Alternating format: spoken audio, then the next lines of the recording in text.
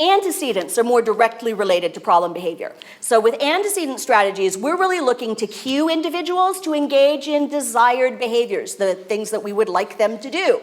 So, right, we want to cue that. At the same time, we also want to reduce cues for problem behavior. So our FAI, our functional assessment, has given us information about the kinds of things that trigger problem behavior. Well, I want to reduce those triggers. I want to do something where those cues no longer cue problem behavior, and I want to make sure that I have cues that cue desired, good behavior. And I want to make sure that reinforcement for problem behavior is less potent. Essentially, I don't want to wait until problem behavior occurs to provide the reinforcer. I can provide whatever reinforces problem behavior before behavior occurs at all for free. Okay, for free. So we'll talk about that in a minute. All right, so signals and prompts for appropriate behavior. Some of the things that we can do. Incorporate child preferences into the activity. So I worked with a child on a morning routine. This is the kid who had the car toothbrush. He was very, very much into transportation. And one of the things that he needed was predictability, so he needed a visual schedule. So I made his visual schedule in a way I have never made a visual schedule before. It was a great big poster board, and I drew a roadway on it. And along the roadway were the symbols for all of the tasks. And that whole poster got laminated. And Velcro went underneath each of the tasks, and he had a choice of symbol, like pictures of different vehicles. And I had vehicles that went on the road, and I had clouds, and so he had airborne vehicles, and I had a little waterway, and he could choose if he was going to have a vehicle that drove, a vehicle that floated, or a vehicle that flew, and I had everything from like rocket ships to submarines. And so Mom would present him with the choice in the morning, right? Choose which symbol do you want to use to move through your schedule. And so he got to choose something, and it was directly related to his interest. He was way more motivated to get his butt out of bed and get started on his schedule because he was moving his little character along his schedule, right? So I incorporated his preferences into the activity, and now instead of the activity being something that he didn't enjoy, there were enough aspects of things that he enjoyed embedded in that activity that he was like, all right, let's go. Make the activity fun, make the activity meaningful. So those are some things that we can be thinking about. Using visual supports in our different activities. So a lot of times, again, kids need some extra information about what it is that they're supposed to be doing, and visual supports can be really helpful. We might use positive contingency statements, which sounds very fancy, but I bet you guys use these already. They're things like, when you eat your dinner, then you can have dessert. When you get dressed, then you can watch TV. When you clean up your toys, then you can watch or play computer. When you do this, then you can have that. Those are positive contingency statements. What's the positive thing that you get after you do this work, right? This task that I'm asking you to do. We can use what are called safety signals. And safety signal is really information about how much you have to tolerate before you're done. Right? So if I'm asking you to clean up and cleaning up is hard for you, I might say, put away one toy and then you're finished. Right? Is that going to be the way it is forever? No, of course not, because what will I say next? 2 toys, and then 3 toys, and then 4, and then maybe 6, and 8, and 10, and 15, and until we're putting away all of our toys. But I start small, and you just have to do a little bit of work, and then you're finished. I also might use what's called a pre-correction.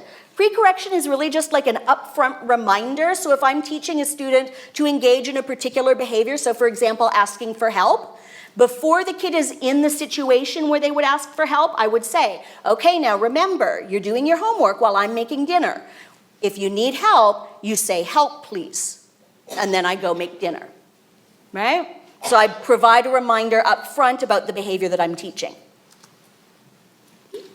When we talk about looking at those triggering antecedents, we want to reduce or modify or weaken those triggers, make them less triggerful.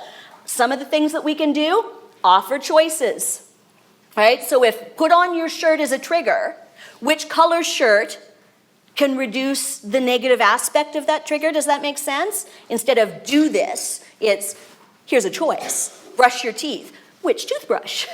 Right? Set the table. Which placemats? Right? We can provide some choices. Embedded in that choice is a task demand, right? But it's the wording. That's all it is. All right, so which shirt do you want? Do you want to brush your teeth or brush your hair first? So if I've got a number of tasks, I can let you choose the order if the order doesn't matter. I don't care if you brush your hair or your teeth first, so long as they're both done in the end. You choose which. Right? Again, we make our own choices about what we do first in the morning, right? Right, no, but nobody is telling you that you have to brush your teeth first and then brush your hair, right? You guys get to make those choices yourself, so, and the world doesn't fall apart if you do it in a different order either, right? We're all good, so order can be different, that's okay. We might alternate easy and hard tasks. For some kids, hard, many hards are very triggering, right? Like that triggers problem behavior because it's just hard after hard after hard. So for some kids, we do a hard thing, an easy thing, a hard thing, an easy thing, a hard thing, an easy thing, right? So it's not just, again, hard. We might alternate preferred and non-preferred tasks. And again, as adults, we do this for ourselves all the time. We set up our day often so that we're doing, here's a little something I don't like, but I'm planning that thing that I like afterwards. And I have to do this, but I'm planning something else, right? How many of you already have plans? There's the bottle of wine, or there's the beer, or there's the whatever that is waiting for you at home, right? Or you've already made plans of which is the closest watering hole that you'll be going to at the end of the day, right? You're already thinking, I know you're thinking about it, right? I'm gonna sit here, I've gotta sit here in this warm room all day, and I've gotta listen to this person, I've gotta look at this screen, but boy, at the end of the day, you're already planning your preferred task, I know it. Sometimes we'll look at making the task easier. Right? Are there aspects of the task that we can change so that the task is less of a trigger? So just make it easier for the person. Okay? And then we want to make sure that the reinforcer for problem behavior is less potent. So that, if you engage in the problem behavior, essentially there's kind of no reason because the reinforcer is no longer very reinforcing, not very strong anymore. So if the function of behavior is about getting attention, we can actually provide regular attention for free. You don't have to do anything to get it. So I'm not delivering it as a consequence. I'm delivering it up front before problem behavior occurs, just because, right? So think about this if you're trying to talk on the phone, right? And right now you try to talk on the phone and mayhem breaks out, right? You actually can't talk on the phone. What you might do is when the phone rings, answer the phone and say, I'll be with you in just a second. You go and talk to your kid for a second. Okay, mommy's gonna talk on the phone. I'll be a minute, but you go ahead and play, but you deliver some attention. And then you talk briefly. Can you hold on for a sec? And you deliver some attention. It's a bit harder on the phone. When I do that with phone things, I actually have parents work phoning with a friend and we practice for a while in a situation where the person on the other end of the phone understands what's going on. I've used this with dinner though, mom trying to cook dinner and the kid needs to play, and mom will spend a few minutes before she leaves to cook dinner, spend a few minutes giving attention to the kid. Essentially think about it like this. Your kid has a gas tank. And if your kid hasn't spent much time with you lately, the attention gas tank is empty or at least very low. And if you try to go into the kitchen and cook dinner and you haven't filled up their gas tank, they're going to engage in behavior to get you to come fill the gas tank, to give attention, right? So before you go cook dinner, fill up their gas tank a little bit with some attention. Few minutes. Then you go cook dinner, and as you're cooking dinner, you can call out, how are you doing in there? What are you making? What are you doing? Those are all little bits of attention before they engage in problem behavior. And maybe every so often, there's a moment where you can actually leave what's on the stove and walk over to the next room and spend a minute engaging with your child. And then I'll be right back, and you go back and do some more cooking, right? So that's about giving the attention up front before the behavior occurs. So if the kid already has has attention, they don't need to engage in behavior to get it because they already have it. Does that make sense? Yeah, okay. If the function of behavior is to gain tangibles, provide regular access to those tangibles for free up front. Again, if they have it, they don't need to engage in behavior to get it. If the function of behavior is to escape, provide regular breaks, again, for free. right? So you're doing a task, I know it's a hard task. I'm going to actually initiate breaks. I'm going to say, oh, good job, you can take a break for a sec before problem behavior has occurred, right? Because again, if I'm getting breaks, I don't need to engage in behavior to get them. I already have them. Okay, so that's a way that we can look at antecedents and make some adjustments. Now, is that the only thing, and is that going to solve our problem forever? In the real world? No, of course not. Right? Do we sometimes just have to suck it up and do what has to be done? Yeah, we're going to work on teaching that.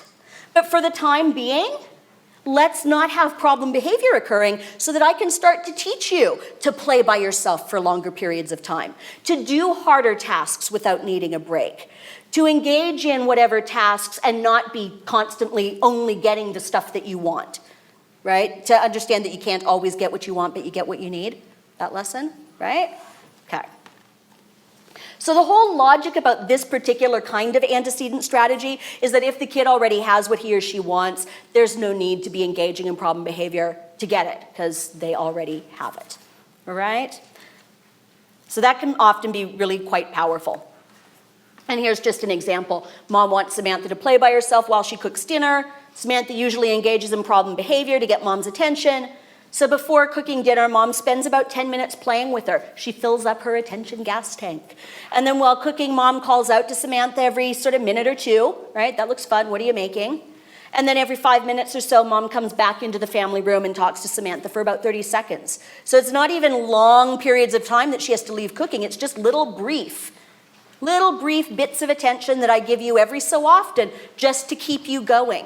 Right? And over time, we're going to reduce the amount of attention, reduce the length of time, or increase the length of time, rather, that Samantha has to play on her own while mom cooks. But this is way better than everything falls apart in the family room and mom has to stop making dinner entirely, turn everything off, and now go deal with the broken toys and the holes in the wall and the whatever else that's happened in the family room, right? Win-win kind of for everybody.